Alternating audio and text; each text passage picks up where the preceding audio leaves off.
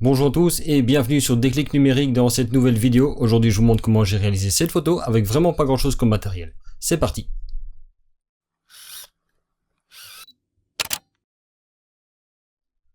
Alors juste avant de passer à la prise de vue, je pense qu'il serait intéressant d'expliquer une ou deux petites choses, notamment au point de vue de la logique d'éclairage que je vais employer là. D'habitude on éclaire un sujet pour pouvoir le voir. Ici ce que je vais chercher à faire, c'est en fait voir des reflets de la source lumineuse dans l'objet pour en fait dessiner sa silhouette. Ce que vous voyez là dans l'image par exemple, les bords blancs que vous voyez, ce n'est pas l'objet en lui-même mais le reflet de la source lumineuse qui est derrière. Et c'est là-dessus que je vais me baser pour faire la composition et vous montrer comment prendre ce cliché. On passe à la prise de vue. Voyons donc maintenant concrètement comment réaliser ce cliché avec la partie la plus importante qui est bien sûr l'éclairage. Alors j'aurais pu faire ça avec du matériel de studio comme une softbox, comme vous voyez un petit peu là dans le coin, celle qui dépasse légèrement. C'était d'ailleurs mon but à la base. Mais au final je me suis dit que c'était pas plus mal d'essayer de trouver une solution que tout le monde pourrait reproduire chez soi avec quelques éléments pas très difficiles à trouver. Donc j'ai pour ça fabriqué ce que vous voyez ici qui est donc une espèce de softbox. Il s'agit de quoi? Il s'agit simplement d'une boîte en carton, comme vous pouvez le voir ici, tout ce qu'il y a de plus normal, que j'ai récupéré d'un emballage de quelque chose que j'ai acheté, sur laquelle j'ai collé ici un papier calque. En fait c'est une feuille de papier calque que j'ai simplement roulé dessus. Alors j'ai découpé bien sûr une fenêtre dans la boîte de manière à pouvoir laisser passer la lumière et j'ai mis une feuille de papier calque devant qui permet de un petit peu diffuser la lumière et de mieux la répartir sur la surface pour éviter d'avoir quelque chose de trop dur. Pourquoi est-ce que j'ai fait ça? Simplement pour reproduire l'effet d'une softbox. Alors vous allez voir qu'on va devoir rajouter quelques éléments pour réussir le cliché, mais ça va être la base de travail. Alors avec quoi je vais éclairer? Simplement avec mon flash Cobra ici, qui est donc un Yongnuo YN800 XRT, que je vais ensuite placer dans la boîte et vous montrer que simplement il n'y a pas besoin de gros matériel pour réaliser ça. Donc pour faire ça, à l'arrière de la boîte ici, j'ai simplement découpé une petite porte par laquelle je vais pouvoir à ce moment-là insérer le flash. Alors j'aurais très bien pu éventuellement faire un trou pour le placer directement à l'arrière de la boîte, mais ce qui se passe c'est que je n'ai pas de pied qui va assez bas pour le setup que je voulais faire dans la vidéo et du coup je me suis débrouillé autrement et vous voyez que la débrouille donne quand même de bons résultats. Donc je vais profiter du fait qu'un flash Cobra on puisse incliner la tête. Je vais donc le positionner à ce moment-là dans la boîte, plus précisément dans ce sens-ci, de manière à ce qu'il vienne éclairer plutôt l'arrière. Et pour m'assurer que la lumière se répartisse au mieux dans la boîte, je vais régler le zoom du flash Cobra à 20 mm, comme ça il a un grand champ d'éclairage. Et en plus de ça, je vais utiliser le petit déflecteur qu'on a en général sur les flash Cobra, qui est cette espèce de petite plaque en plastique qui en fait sert simplement à encore mieux répartir le flux lumineux. Alors qui dit répartir le flux lumineux dit également perdre un petit peu en intensité puisque la lumière se répand partout.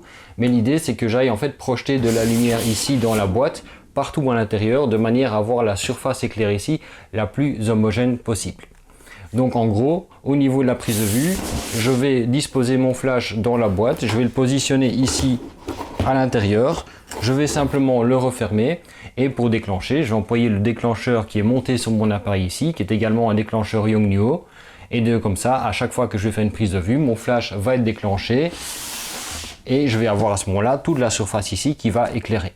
Alors voilà donc maintenant ma softbox est positionnée comme elle devrait être au final, c'est-à-dire que je l'ai positionnée contre la table ici, de manière à ce que la lumière vienne en fait raser la surface et éclairer en fait directement au-dessus. Je vais en fait employer cette lumière comme backlight, c'est-à-dire éclairer par l'arrière du sujet. Alors dans les éléments en plus que l'on va utiliser, je vais employer par exemple cette feuille de carton bleu ici qui va me servir de fond. Idéalement j'aurais préféré prendre du noir, mais de toute façon je vais faire un cliché qui sera de façon noir et blanc à la fin, donc que ce soit bleu, vert ou mauve, peu importe. Ici il faut juste quelque chose d'une couleur foncée. L'avantage c'est qu'une feuille cartonnée de ce genre là absorbe bien la lumière et ne fait pas trop de reflets. Et je vais simplement venir la positionner ici devant la boîte et vous voyez que finalement la boîte je l'ai choisie principalement parce que ça donnait juste la bonne largeur par rapport à ça. Et donc là j'ai le début de ma scène qui est prête. Il me faut bien sûr un élément à photographier. Et là je vais employer la bouteille de vin qui est ici, que je vais simplement venir positionner devant. Alors le problème principal est de savoir quelle est la taille de source lumineuse dont vous avez besoin pour faire ce cliché. Vous allez voir qu'en fait on va employer une infime partie de cette surface là après, mais vous avez quand même besoin d'avoir une softbox ou équivalent softbox qui est au moins aussi grand que le sujet en hauteur et le plus large possible. Alors le plus large possible pourquoi? Parce que plus vous avez de largeur, plus vous allez pouvoir choisir la zone que vous allez utiliser après. Je vous montrerai ça ensuite. Maintenant que la bouteille est positionnée, on va pouvoir faire un premier test et de voir ce que ça donne pour l'instant. Donc le flash est positionné dans la softbox, il va éclairer dans la softbox et forcément une partie de la lumière va ressortir à travers le calque, ce qui va en fait faire une espèce de fond lumineux derrière et ce qui va venir rétro-éclairer la bouteille. Donc de l'autre côté, j'ai mon 5D Mark III avec le timbre 90 mm macro qui est monté dessus. Je l'ai réglé à f8 de manière à avoir un minimum de profondeur de champ quand même, parce qu'on va quand même essayer d'avoir la limite ici, la silhouette de la bouteille qui va être nette. Et si on veut s'assurer que ce soit bon du premier coup, il faut quand même un petit peu de jeu. Je pourrais travailler avec une ouverture beaucoup plus grande, mais ici l'intérêt n'est pas énorme puisque de toute façon je travaille avec un flash derrière qui a quand même un minimum de puissance. Donc j'ai fait la mise au point en fait sur la partie ici, j'ai pas pris l'avant de la bouteille parce qu'avec le diamètre je risque en fait simplement de rater le bord. En faisant la mise au point ici au niveau du bouchon, en fait j'ai suffisamment de profondeur de champ pour voir le bord qui est net, ça avec quelques essais, c'est comme ça que je l'ai déterminé. Et donc maintenant ici, je vais employer simplement une petite télécommande infrarouge pour faire un premier essai. Alors au niveau des réglages de la puissance du flash, par contre, dans ce cas précis, c'est particulièrement difficile à mesurer. Donc j'ai fait quelques essais et au final, j'ai dû mettre mon flash à pleine puissance pour donner un résultat qui sera exploitable par la suite. De toute façon, le résultat que je vais vous montrer maintenant ne sera pas le résultat final. Donc ici, je prends un essai. Et comme vous le voyez ici, on a donc bien la bouteille qui est rétroéclairée. Ça peut être un effet intéressant si c'est ce que vous recherchez. Ici, c'est pas tout à fait le cas, mais c'est la base. C'est-à-dire que maintenant, on a de la lumière qui vient de l'arrière. Comme je vous ai dit dans l'introduction, ce qu'on cherche, c'est d'avoir les reflets de la source lumineuse sur les bords de la bouteille, mais en n'ayant pas de lumière qui passe à travers la bouteille. Donc ça veut dire qu'on va devoir en fait venir masquer une partie de la source de lumière de manière en fait à ce qu'il n'y ait pas de lumière qui vienne directement de la source lumineuse et qui passe à travers la bouteille, mais qu'il n'y ait juste qu'une partie de la lumière latérale qui vient des côtés de la softbox, qui vient taper sur les bords de la bouteille et qui est réfléchie vers l'objectif. Et pour ça, je vais simplement employer un autre carton ici que j'ai préparé déjà. Donc vous voyez que j'ai mis à hauteur à peu près de la softbox, un tout petit peu plus grand pour que je puisse le descendre derrière le fond. J'ai replié le bord pour qu'il vienne se déposer. Je vais rajouter un petit bout de papier collant ici pour éviter qu'il se casse la figure à chaque essai. Et je vais maintenant le positionner et je vous reprends après. Voilà donc maintenant le deuxième carton est posé. Comme vous le voyez, je l'ai centré par rapport à la surface. C'est-à-dire que j'ai en fait créé ici deux lames de lumière de part et d'autre. Et ce sont ces deux lames de lumière là qui vont venir éclairer les côtés de la bouteille et qui vont faire des reflets que l'on va ensuite pouvoir capturer avec l'appareil. L'avantage aussi, c'est que du coup, cette partie que je mets devant la source lumineuse va faire office de fond noir. Vous voyez que bien sûr c'est bleu clair ici quasiment, mais comme il n'y aura pas de lumière qui va venir dessus, ça sera quasiment noir. Et moyennant quelques retouches de contraste et de luminosité, vous allez voir qu'on va pouvoir en faire un fond totalement noir. Et il reste donc maintenant plus qu'à faire une prise de vue pour voir le résultat et de voir si on est au bon endroit. Comme vous pouvez le voir, on est quasiment au résultat escompté, si ce n'est qu'il y a quelques petits défauts. Alors il y a certains défauts que je ne vais pas pouvoir enlever ici dans la vidéo, notamment vous voyez qu'au niveau de la bouteille, j'ai le reflet de la lumière qui m'éclaire moi, qui apparaît dedans. Ça c'est pas grave, je l'enlèverai au niveau de la retouche. Il y a également 2-3 autres petits défauts qui sont dus au fait qu'il y a la présence de l'étiquette et autres qui créent des reflets à l'intérieur de la bouteille par la lumière qui apparaît dedans. Ça je les enlèverai au niveau de la retouche aussi. Moi, ce qui m'embête un petit peu plus, c'est la présence du fond ici. En fait, le fond est visible. Ce qu'il faudrait, c'est que la bouteille ne soit pas posée directement sur le fond, de manière à la détacher et qu'elle soit présente uniquement sur un fond noir. Donc pour ça, je vais simplement employer ici des adaptateurs qu'on emploie pour les filtres, pour adapter le diamètre d'un filtre au diamètre d'un objectif. Ça fait une superbe petite base que j'avais sous la main. Je vais simplement positionner ça en dessous de la bouteille, de manière à la surélever et je vais pouvoir comme ça beaucoup plus facilement recadrer correctement et retoucher ici 2-3 petits détails plutôt que de devoir recouvrir le fond complètement. Donc simplement changer la position de la bouteille de quelques centimètres va faire toute la différence au niveau de la retouche après et vous verrez que ce sera pas très compliqué. Donc maintenant je vais juste faire quelques rapides ajustements et je vous reprends après pour la prise de vue finale. Donc voilà, j'ai juste fait quelques petits ajustements, j'ai un petit peu repositionné la bouteille, je l'ai remise bien droite, j'ai un tout petit peu changé le cadrage de mon appareil photo aussi, je l'ai relevé et je l'ai légèrement incliné vers le haut de manière en fait à ce qu'on ne voit pas le fond bleu au niveau du cadrage et que la bouteille apparaisse complètement devant le fond. Mais pour le reste, j'ai strictement rien changé, j'ai juste refait un petit peu ma composition ici et maintenant il ne me reste plus qu'à déclencher. Et vous avez là le résultat de la prise de vue qu'on n'a plus qu'à passer maintenant dans Lightroom et ensuite dans Photoshop éventuellement pour faire les dernières retouches. Nous voici donc maintenant de retour dans Lightroom après la prise de vue et vous avez là devant vous le cliché tel qu'il a été pris au final. Alors vous voyez que c'est pas parfait parce que notamment le fond n'était pas tout à fait droit, la bouteille n'était pas parfaitement droite, il y a quelques défauts à corriger mais vous allez voir que c'est pas très compliqué non plus. Donc la première chose que je vais faire c'est simplement déjà corriger un petit peu le cadrage et me débarrasser des parties qui ne m'intéressent pas. Donc ici, je prends l'outil de recadrage, je vais déjà un tout petit peu cropper, je vais un petit peu réaligner la bouteille, vous voyez que c'était légèrement incliné, et je vais essayer de la centrer proprement, comme ceci, quelque chose comme ça, voilà. Et vous voyez qu'automatiquement, ça élimine déjà une grosse partie de la zone à problème, qui est en fait la source lumineuse qui dépassait légèrement. Donc là, je vais encore un tout petit peu redresser, comme ceci. Je fais OK, et là j'ai déjà une bonne base de travail. Alors quels sont les problèmes que j'ai maintenant dans ma photo ici? Le fond n'est pas noir, mais ça c'est pas grave, on s'en occupera après. Le gros problème c'est que j'ai trop d'informations. En fait ce qui se passe c'est qu'ici au niveau de la prise de vue que j'ai faite pendant la vidéo, la prise de vue est également éclairée par la source lumineuse que j'emploie pour tourner la vidéo qui est assez puissante. Vous voyez d'ailleurs le reflet ici, c'est 5 lampes économiques qui me tapaient en plein visage, mais du coup on voit les reflets dans la bouteille et c'est ça aussi qui crée cette lumière là. Si vous faites cette prise de vue sans avoir de lumière qui vient taper directement sur le sujet, vous aurez globalement une photo qui sera beaucoup plus sombre de ce côté là et vous aurez vraiment que la silhouette qui sera marquée. Ici, moi, j'ai dû faire avec ce que j'ai fait pendant la prise de vue, donc je vais vous montrer également comment corriger ça, parce que c'est vraiment pas compliqué. Ce qui se passe, c'est que finalement, déjà, ici, je peux aller dans les corrections de l'objectif et activer simplement les profils. Je vais prendre l'objectif Tamron, voilà, comme ceci. Comme ça, les réglages de déformation de l'objectif sont pris en charge. Maintenant, ce que je vais faire, c'est m'assurer que mon exposition est bonne, parce que c'est particulièrement difficile à mesurer. Ici, je vais employer le curseur des blancs et je vais faire en sorte que le reflet soit à la limite d'être cramé. Je veux pas qu'il soit cramé non plus, parce que je veux pas que ce soit un blanc parfait, mais je vais essayer d'approcher ça. Donc, j'appuie sur Alt ou Option en Mac et je vais glisser le curseur des blancs vers la droite jusqu'au moment où j'ai les premiers pixels qui apparaissent. Vous voyez qu'ici, j'ai légèrement quelque chose qui apparaît. Je relâche et là maintenant ici ma photo est un tout petit peu plus lumineuse. Vous voyez qu'ici notamment j'ai l'alerte ici qui me dit qu'il y a un canal de couleur qui est cramé, c'est pas bien grave, c'est quelques pixels. Maintenant que j'ai passé mon point blanc, j'ai deux solutions qui s'offrent à moi. Soit je travaille uniquement dans Lightroom, auquel cas je vais à ce moment-là m'assurer de régler mon exposition directement dans Lightroom et faire les corrections dans Lightroom, ce que je vais vous montrer. Et après je vais vous montrer la deuxième possibilité en passant par Photoshop.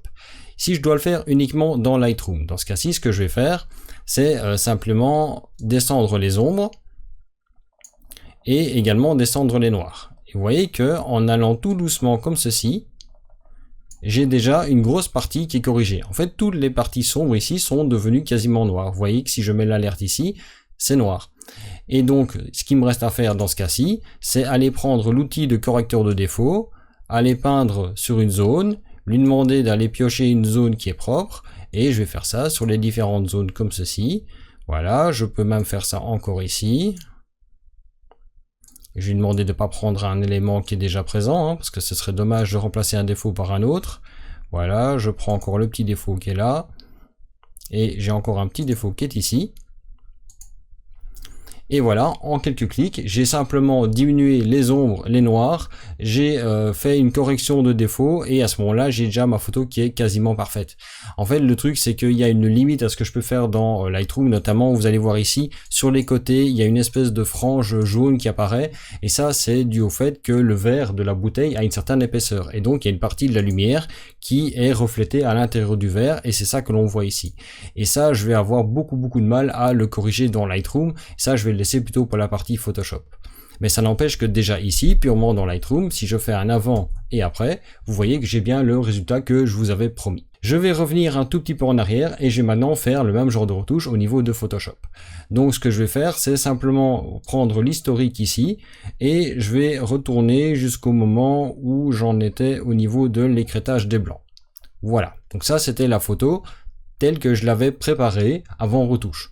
Ensuite, j'ai fait les retouches au niveau de Lightroom pour faire les corrections. Maintenant, je vais faire la même chose dans Photoshop. Donc, comme d'habitude, clic droit, modifier dans Photoshop. Nous voici maintenant dans Photoshop et je vais vous montrer comment obtenir un résultat correct également dans Photoshop. Vous voyez qu'on a exactement les mêmes problèmes, on le voit bien ici. On a toujours cette lumière qui vient de la source que j'employais pendant la vidéo, que vous n'aurez pas si vous ne le faites pas dans les mêmes circonstances que moi. Si vous avez ce genre de problème là, essayez de le faire dans l'endroit le plus sombre possible. Moi ici je l'ai fait avec de l'éclairage pour la vidéo et vous voyez que malgré ça il y a moyen de le faire. Donc la première chose que je vais faire c'est assombrir tout ça. Donc ici pour ça je vais employer un calque de réglage de niveau. Les niveaux vont vous permettre de définir où se trouve le point blanc et le point noir, un petit peu comme vous avez les curseurs noir et blanc dans Lightroom. Si je veux par exemple que le fond et ces étiquettes ici soient noirs, ce que je vais faire en fait c'est prendre le curseur noir ici et le déplacer vers la droite. Vous voyez que ça en fait ça assombrit toute la partie sombre de la photo.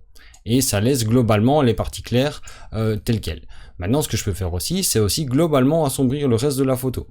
Et vous voyez que en fait j'ajuste ces deux réglages vraiment comme je l'ai fait dans Lightroom, c'est-à-dire que je vais juste toucher certains éléments de la photo en me basant sur le fait qu'à la base ma photo est composée globalement d'éléments très sombres et d'éléments très clairs. Ici je vais travailler sur les tons sombres, je vais définir le niveau de noir un petit peu plus loin que ce qu'il était et je vais assombrir la photo globalement, mais je n'ai pas changé la partie claire de la photo.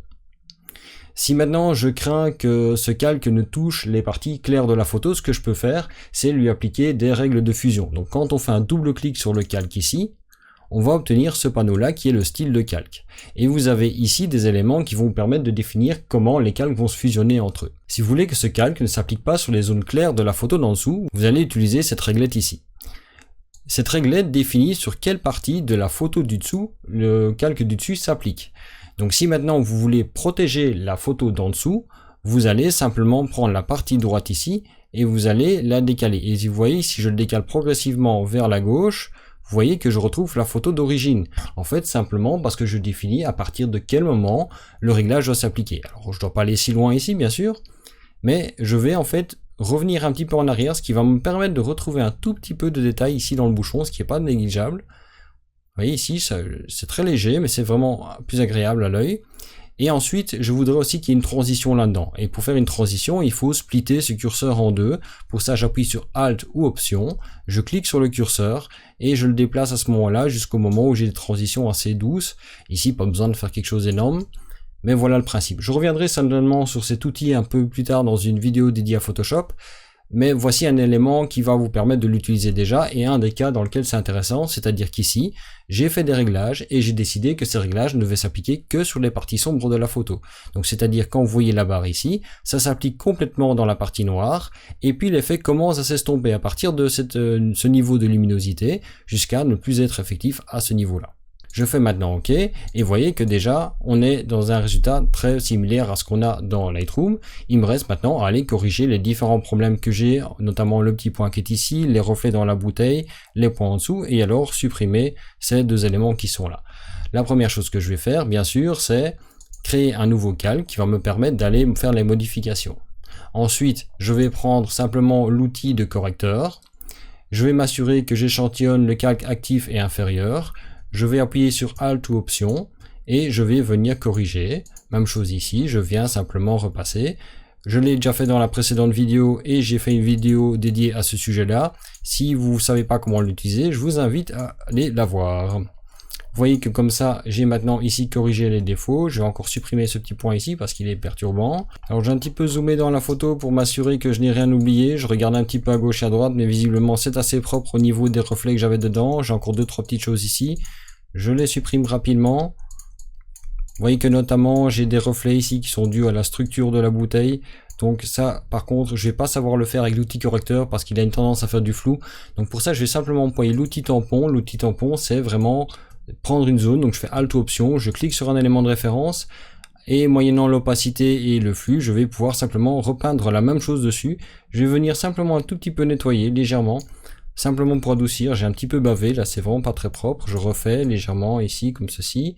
Je vais augmenter la dureté de la brosse pour essayer d'avoir un truc qui s'approche de la netteté que j'avais à l'origine, comme ceci. Et je vais faire la même chose ici, je vais venir peindre simplement au niveau du bord de la bouteille, comme ça j'arrive à enlever ces petits défauts comme ceci. Maintenant que les grosses retouches sont faites, je dois encore travailler sur cette partie du débord ici. Alors là, c'est la partie la plus délicate, c'est un travail de finesse, et là je vais employer l'outil tampon. Pourquoi l'outil tampon? Parce que de toute façon, le fond est totalement uniforme avec les réglages qu'on a fait, et donc je vais venir simplement ici zoomer très proche. Je vais prendre un tampon relativement dur, pas trop grand, de manière à pas toucher. Vous voyez que même quand on regarde de près, le reflet dans la bouteille est pas très propre, c'est normal parce qu'il y a une structure dans le verre. Et en fait ici, je vais venir peindre sur tout le bord de la bouteille, et là forcément je vais un petit peu accélérer une fois que ce sera fait. Je vais pas trop m'attarder sur les parties qui sont collées comme ici, hein, vous voyez. Je vais simplement y aller assez franchement.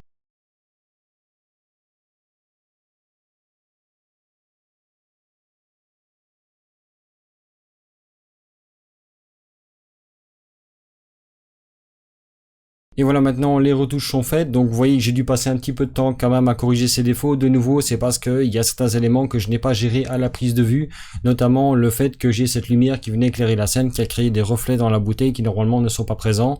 Mais ça n'empêche que si vous voulez vraiment faire quelque chose d'épuré dans ce genre-là, il y aura toujours un petit peu de retouche à faire derrière. Il me reste encore une dernière retouche à faire, c'est de passer ça maintenant en noir et blanc, et pour ça je vais prendre une cour de transfert de dégradé.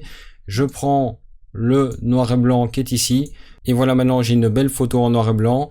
Si jamais je veux donner un côté un tout petit peu plus doux, ce que je peux faire, c'est rajouter une courbe de tonalité, venir ici légèrement relever le point noir, et peut-être encore un tout petit peu assombrir et venir relever pour redonner un peu de contraste dedans, de manière en fait à simplement à ce que le noir ne soit pas noir mais gris très très foncé. Je trouve que ça donne toujours un côté un petit peu plus artistique à la photo. Et voilà donc pour cette photo qui est maintenant prise et retouchée.